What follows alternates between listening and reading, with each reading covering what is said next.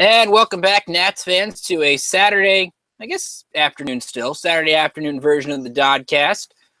And another historic outing for Stephen Strasburg, and we're here to talk about it. I'm District on Deck co-editor Ricky Keeler, along with one of our staff writers who's joining me for the first time, his second DoDcast and his first DoDcast win. Drew Douglas is here. Drew, how are you? I'm doing well. It's great to do this after a win for once. It's definitely a lot less upsetting, I should say. A lot more happier when you do a show after a win. And really nothing that much negative to talk about today, especially when you look at the performance by Stephen Strasburg, a career-high 15 strikeouts, the fourth time in Nats/Expos history that a pitcher has struck out 15 or more, tied Tanner Roark from last year, which I think that started. Never pictured Tanner Roark striking out 10, much less 15. But that's for a different day. But Strasburg had everything working today, was just absolutely dominant. Had a rough first inning, and that was really about it. A 27-pitch first inning, and then got through it from there. But we want to hear from you. Send us a question into our YouTube chat, or tweet us on Twitter at District on Deck or at Rickinator555. And I guess, Drew, let's start it up. Your thoughts on Stephen Strasburg today? Yeah, I thought he had a career day. What really helped him was he had all of his pitches working. He had his fastball, curveball, changeup, and slider all working really well. So it's really unfair for the Padres offense to have to face that today. Yeah, absolutely. When Strasburg's got his A stuff going, he's one of the toughest guys in the league to beat. And I think just going off, we'll look at the pitch breakdown in a little bit. But I think what helps him is just the fact that he's got Max Scherzer in the back pocket, where he's not the guy that has to be the man anymore. You just go out there after Max strikes out 13 in 8 2/3 and say, I'm going to go out there, I'm going to strike out 15. There's just not a lot of pressure on this guy. I would think his most pressure-filled start was last Sunday in Atlanta, but he just goes out there and he looks more calm and he looks more relaxed, especially in tight situations. Yeah, I think the addition of Scherzer has really helped him. I know when he was young, he had all the pressure of being the first overall draft pick and on a struggling team at the very beginning of his career. He didn't really have a whole lot else going with him. But, yeah, as he's matured and as they've added Scherzer, he's definitely looking a lot better.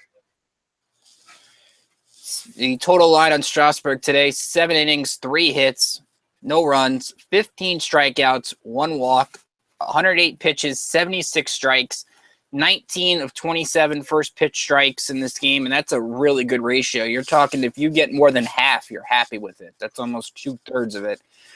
You were telling me, Drew, before we got in the air about his pitch breakdown. So just talk to me about how he was able to use all of his pitches to be successful in this game. Yeah, like I said, he had all of his pitches working. On his strikeouts, he had 15 total, and 8 of them came on a fastball, 2 on changeup, and 5 on a curveball. So that's really unfair with his ability to mix speeds and throw all of his pitches for strikes. It's very difficult to actually hit the ball and hit it well, as you saw today. There was a little more cut on that fastball, too. There was a couple times that he would get it like 95 and just curl it in. And then there were other times he would my favorite strikeout was 97 up and into Renfroe, who just loves to hit fastballs. And pitch looks like it's going to hit him, and he takes a terrible swing at it. Yeah, he definitely looked really good. This is one of the best outings of his career, in my opinion. And it was surprising from this standpoint. I don't think anybody would have thought, and the Nats had some sloppy mistakes defensively on the base paths today, but after throwing 27 pitches in the first inning, I don't think anybody thought Strasburg was getting through 7. So just the fact that he was able to have strikeouts and get through quick innings is a skill in and of itself. Yeah, I think he was aided a little bit by the weak Padres offense, but yeah, he was all over the zone. He had all his pitches working, and I think just him trusting Wieters behind the plate and just trusting what he puts down and knowing that he'll be able to throw it for a strike really helped him out today. Yeah, it does help when Will Myers gets the day off and he's, their best hitter in the lineup, and your speedster Manuel Margot goes on the DL and they call up some guy named Franchi. But I mean, that's the state of the Padres offense right now. Strasburg gets his 6th win of the season. His ERA now down to 2.94. And really, outside of one bad game against Baltimore, he's been that good this year. Right now he's 4-0 in May with a 3. The ERA will go down a little bit. Coming in today was at 3.55. But it's actually surprising. His batting average against is about the same. So All in all, I think you're happy with what Stephen Strasburg has given you through the first 2 months. I don't think he's supposed to. Yeah, he's not going to pitch again till June. So you're really going to be content with what Strasburg's given you in May. And the offense, Drew, I thought did just enough against Clayton Richard. It was kind of surprising the way Richard was able to shut down this offense.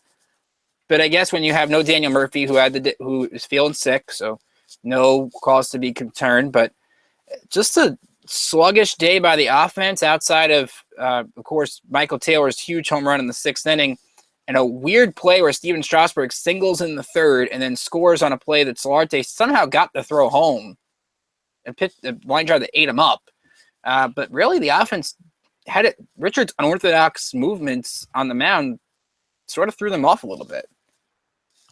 Yeah, Bob and FP touched on a little bit about how he's coming off of a surgery, and when he takes his pitching hand out of his glove, it's a little more difficult to pick up. So I think that definitely messed with him a little bit.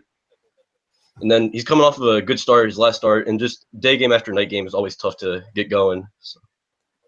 Yeah, absolutely. Those weird 4 o'clock start times, it's not as weird I thought. Well, they had to move the game the other day, but to go from a 7 o'clock to a noon, that's the day I would kind of just gave everybody off and just you won the first 2 games of that series. I don't know how Chris Spire is going to go through it tomorrow because Chris Spire is 2-0 as manager. So who knows? Dusty's not going to get Wally pipped, but Chris Spire's done a nice job here winning these first couple of games.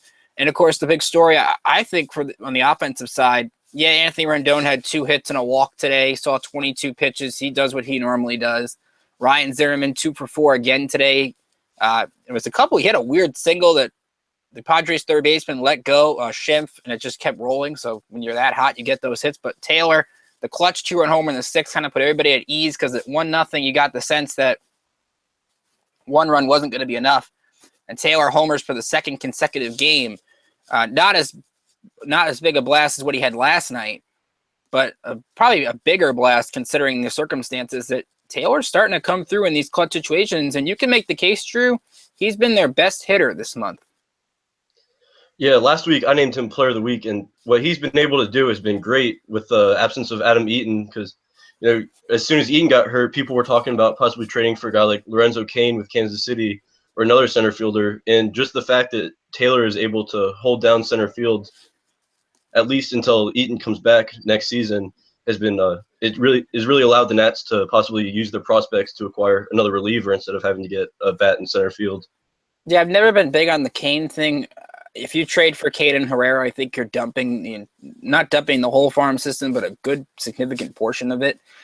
So I think as long as Taylor is competent in center field, he's exceeding everybody's expectations. So as long as he just gives you good production at the bottom of the order, like he's hitting 270 right now. If he ended the season hitting 270, I would sign up for that right now. I think that's where your bottom of the hitter bar should be. And he's been able to do that really consistently. On the negative side today, you had some weird situations. You had Ryan Zimmerman make a throwing error. I guess that's not new. Wilmer Diffo dropping a throw from Matt Wieters on a steal attempt by Ibar, and that would have been close if Diffo made the play. Trey Turner makes an error in the mud because it was raining during a routine ground ball. And then you had, I think, one of the weirdest plays, Jason Worth running on 3-1. I know Richard's got a weird leg kick, and he picked off 2 people in that inning.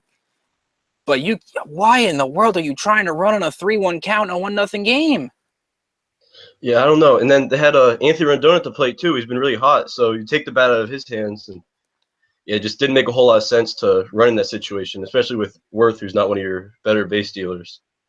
Yeah, this is normally a good team with men in scoring position. So when they have days where they go 1 for 9 and they leave 8 on base, and your one hit is the Taylor home run, that's where you worry a little bit because this offense does rely a little bit on the home run, but I think every team in the league does to an extent.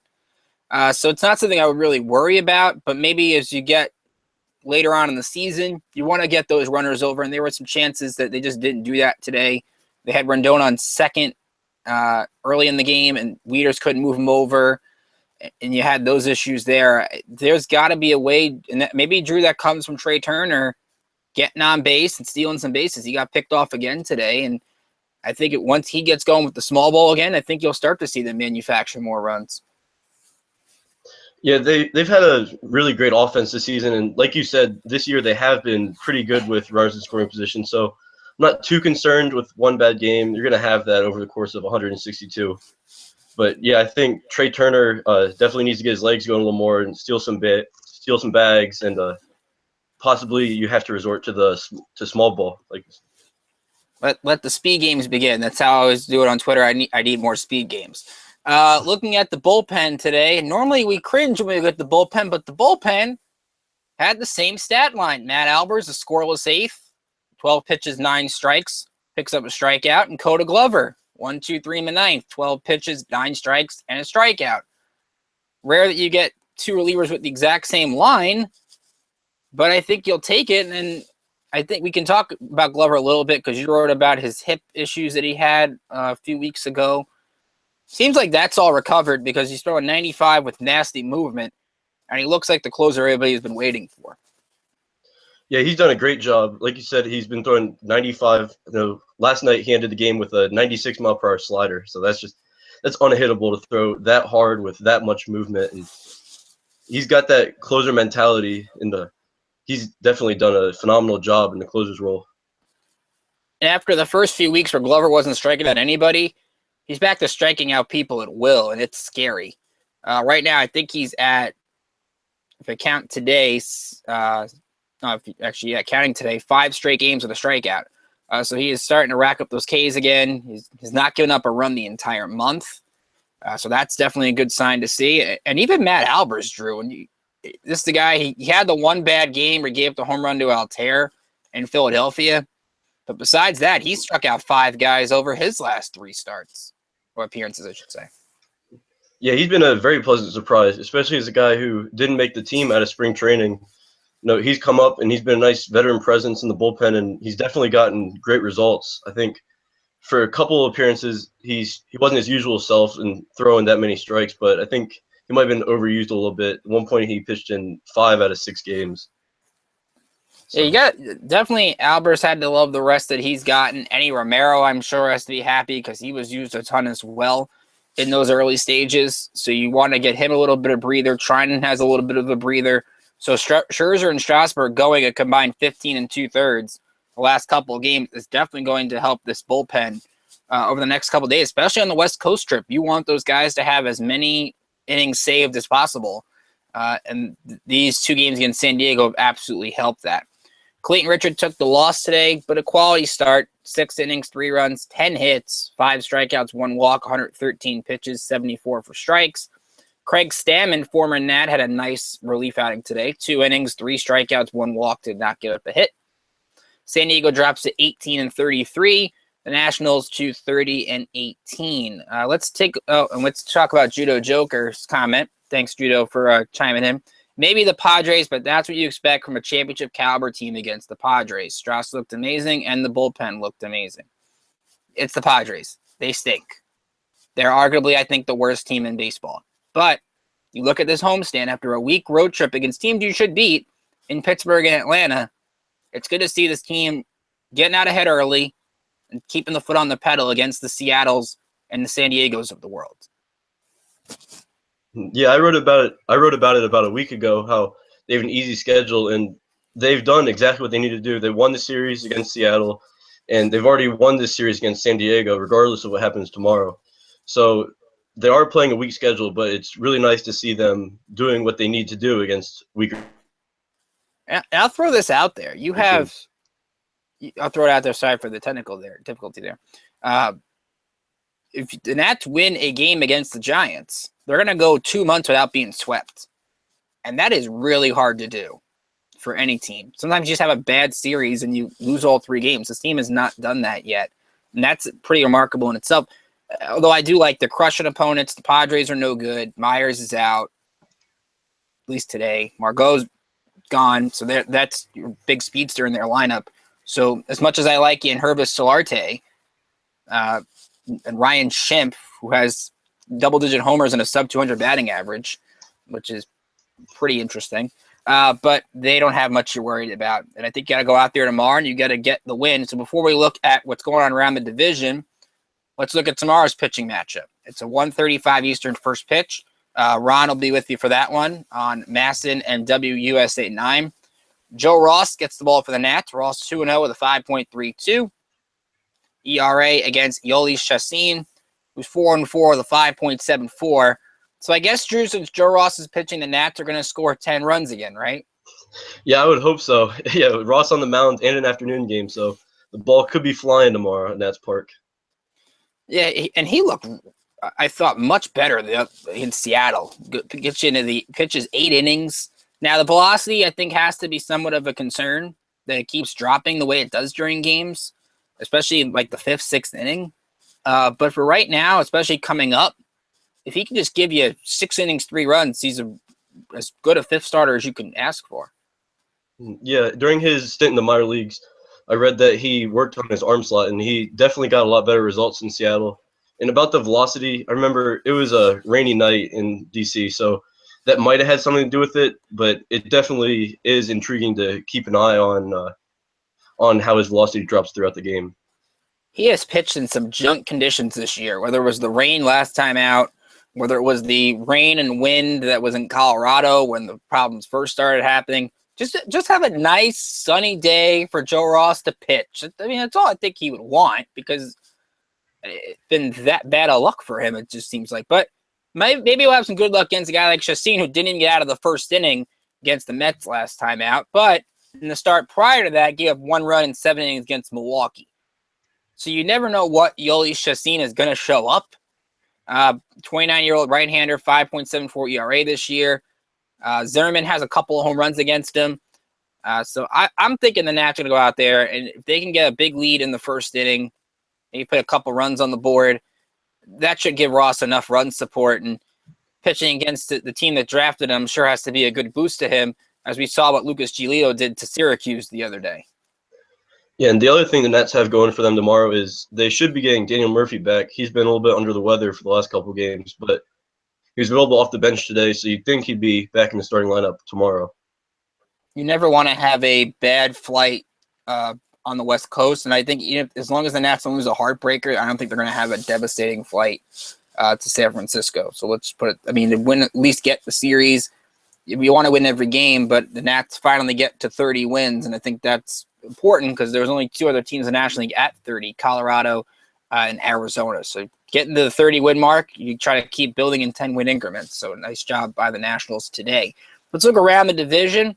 2 games have gone final. The Phillies going to win over the Reds 4-3, a walk-off win for Philadelphia today on a Tommy Joseph base hit. He's been really good for them. Too bad they're only 17-30 this year. The Marlins lose to the Angels 5-2. Vance Worley got the start for Miami today, former Nats non-roster invitee. Mike Trout hit his 16th home run of the season. So once again, Bryce Harper behind Mike Trout in the home run department. I don't know how long that will last. Marcell Ozuna with a 2-run shot of Bud Norris in the loss. Atlanta is out in San Francisco tonight. Mike Fulton-Ewitz takes on Ty Block. He's pitched really good, taking over for Bumgarner. And the Mets are in Pittsburgh. Zach Wheeler taking on Garrett Cole. That game just underway, so not much going on over there. Let's look at the minor leagues. Everybody in progress right now, so no finals to give you, so we'll try the best we can. Syracuse taking on Gwinnett 1-1 in the top of the 5th inning. Kyle McGowan on the mound for that one. He's thrown 1 run over 4 innings. The RBI from Clint Robinson, who's 2 for 2, up to 32 ribbies this season. He's had a really good May for the Chiefs, and that's a good sign. He was hitting under 200 in April. Harrisburg is down 1-0 to the Flying Squirrels of Richmond, one of my favorite minor league names, Flying Squirrels. 2 hits for the Senators so far. Jaron Long, 5 strikeouts, 2 hits over 5 innings in this game. Guy I wrote about that you'll find on the site, Jose Marmolejos, is on a 10-game hitting streak coming into tonight. He's 0 for 1 with a walk so far, so we'll see if he gets that to 11. He's at left field, which is kind of weird. First baseman going to left field, but he's been red hot since coming back off of injury. Potomac and Wilmington underway. No score bottom of the 1st. Luis Reyes in the mound for the Peanuts.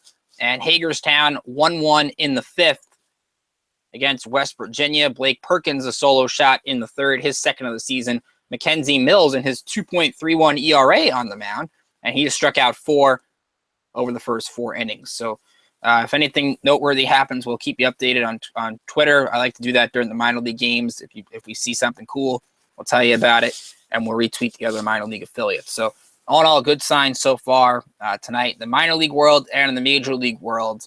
So Drew, you wrote. I want to give you a chance to tease a couple articles you got coming up. You got your Player of the Week, which is going to be on Monday, on Memorial Day. So you'll get a cool Player of the Week on Monday this week, not Sunday. Instead, tomorrow you continued our look at some possible draft picks the Nats might have. Remember, the draft is 2 weeks from Monday. Nats will be picking 25th, and you wrote about an interesting high school pitcher that the Nats should consider. Tell us about him. Yeah, his name is Hagen Danner, and he's a high schooler out in Huntington Beach, California. And he's in a bit of a unique situation as he pitches and catches, which is a lot on his arm, but he's been able to handle it pretty well. He's one of the top high school pitchers in the country, and the Nats have a history of drafting right-handed pitchers. So if the Nats do draft him, I believe that it would be as a pitcher instead of a catcher. Yeah, I think they've got a lot of catching depth right now in the minor leagues. Whether you look at Severino in AAA, who's not had a great year, but he's been decent. Roddy Reed is doing well at AA. Taylor Gashu got 12 home runs in Potomac, and even guys like Jackson Reeds, you can't give up on in Hagerstown. So a lot of good catchers. I don't think they need to draft a catcher, at least early. They took Tres Barrera last year at Texas. To me, and you wrote about, and I've wrote about a couple of pitchers, guys like Alex Lang at LSU, who's had another great outing in the SEC tournament. They're going to look at pitching, I think, in this draft because they've taken a lot of pitchers recently in the first round. Giolito, Fetty, list goes on. And I think the Dunning trade and Lopez Giolito deals show you that I think they're going to work on getting that pitching back up in these first couple rounds. I think that there's a good crop of pitchers that you can take in the latter stages of the first and the early stages of the second. Yeah, absolutely. The Nats are an organization that's seemingly big on pitching, and they've got a good big league staff, but their farm system is a little bit depleted from the Adam Eaton trade. So, yeah, I think it's definitely not hard to see them drafting a pitcher at 25th in the draft. Absolutely. I think, again, you could take the best player available, and we've looked at a guy like Keston Hiura from UC Irvine, who's a really good hitter. Logan Warmoth from North Carolina might be another guy at shortstop. You could maybe move him to second because they could use second base depth. Jake Knoll is there, but really other than that, I don't really see an impact second baseman in the Nats farm system, so they could use help at that position. But besides that, I think you're looking at pitching. So we'll be looking at a lot more pitchers over the next couple of weeks, and watch they'll take like a first baseman or something and make us all look wrong. But we try to do that for you over the next couple of weeks. You'll find our draft profiles. So look out for Drew's piece tomorrow, Player of the Week on Monday. I'm sure we'll have something up on Strasburg's 15 strikeouts earlier today. So to sum it up, Strasburg, A-plus stuff today. Not sure where the game score ranks. He finished with a game score of, I think, 89. And I don't know if that is quite up to where his 14 strikeout debut was. But when you're chronicling the Stephen Strasburg top 5 starts, Drew, and you've been around the Nats more than me or Ron have. I've seen the last few years. I've seen my fair share of good Strasburg games. Where do you rank today? Is this the best start you've seen from Strasburg, or does the debut start just kind of top everything? Yeah, I think this is definitely up there. He set his new career high for strikeouts, which was previously his MLB debut, where he struck out 14 on 94 pitches in 7 innings against Pittsburgh. So, yeah, that was an unbelievable debut. But, yeah, today was definitely among his best starts of his career. Yeah, it reminded me, and I was tweeted Drew on this during the game, it reminded me of Max Scherzer's start 2 years ago against Milwaukee, where he had 16 strikeouts, a one-hitter, and the only hit was a bloop single by Carlos Gomez. It looked like it was going to be that kind of day when Alan Cordoba bloops a hit past Wilmer Difo, and the Padres can't do anything against him. It was just that kind of afternoon. So I think I would put that second. I just think that the hype from the debut kind of tops everything. I think Pittsburgh's a tougher opponent than San Diego. I mean, they hate to put the opponent involved in this, and you give all credit in the world to Strasburg. But I think you have to take a little knock to the Padres. But I didn't remember even 2 years ago he struck out 15 against the Phillies. I guess it's because it was late September and the team was already out of it. But that one I don't think got enough love then 2 years ago. Yeah, when he has his strikeout stuff going, he's got all his pitches working. He's definitely something to watch out there on the mound. All right, so Ron will be back with you tomorrow afternoon for the 1:35 game on Twitter. He will also be tweeting Monday, but I'll be back with him. We'll do a combo Memorial Day. It's the holiday, so we will do a show together. Also, by the way, I want to throw us out there, non-Nats note. A good friend of mine, Tyler Danish, made his debut for the White Sox today, was first start, and picked up a win against the Tigers. So congratulations to Tyler in game 1 of that doubleheader. So good for him to get that win. And he shut him out, too, so even better. So from all of us here at District on Deck, for Drew, for Ron, for Chris, for Frank, for all of our team, I'm Ricky Keeler saying hope you have a great rest of your night. Happy Memorial Day weekend. Thank you to all those who are serving in our armed forces or have served. This holiday is all about you. And Ron will be back with you guys tomorrow afternoon.